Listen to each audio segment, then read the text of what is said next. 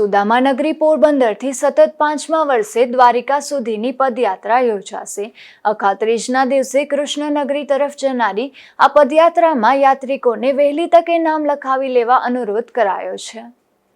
દ્વારકાધીશ ભગવાન શ્રી કૃષ્ણ અને ભક્ત સુદામાની અતૂટ મૈત્રીના આધ્યાત્મિક સંદેશ સાથે જનજાગૃતિના ઉમદા હેતુસર સુદામા ભક્ત સેવા મંડળ દ્વારા પોરબંદરથી દ્વારકાની પદયાત્રાનું સતત 5મા વર્ષે તારીખ 30/4 અને અખાત્રીજના શુભ દિને આયોજન કરાયું છે।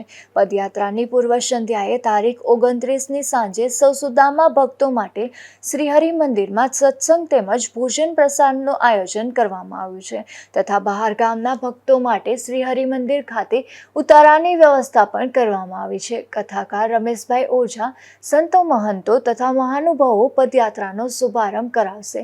પદયાત્રા દરમિયાન તારીખ 30ના રોજ રાત્રે 9 કલાકે વિસાવાડા મુકામે ક્રિકેટ ગ્રાઉન્ડમાં ભવ્ય ધર્મસભાનું આયોજન કરવામાં આવ્યું છે, જેમાં રમેશભાઈ ઓઝા સહિત સંત મહંતોના પ્રવચનો યોજાશે તેમજ દરેક પડાવ ઉપર વિવિધ રામધૂન મંડળ દ્વારા રામધૂનનું આયોજન કરવામાં આવ્યું છે।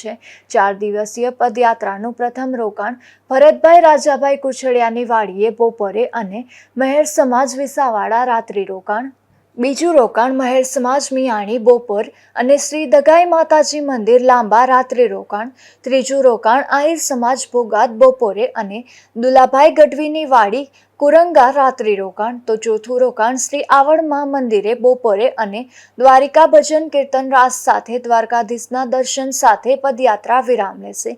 પદયાત્રામાં જોડાવા માટે રણછોડભાઈ જોશી, રાજુભાઈ આગળ સહિતનાઓનો સંપર્ક સાધવા જણાવ્યું છે। વિશેષ જાણકારી માટે સુદામા મંદિર કમ્પાઉન્ડ લેબોરેટરી વાળું બિલ્ડિંગ ખાતે સવારે 10 થી 1 અને બપોરે 4 થી 7 કાર્યાલયનો સંપર્ક સાધી શકાશે તેવું પણ જણાવ્યું છે। નિપુલ પોપટ, ગુજરાત ન્યૂઝ, પોરબંદર।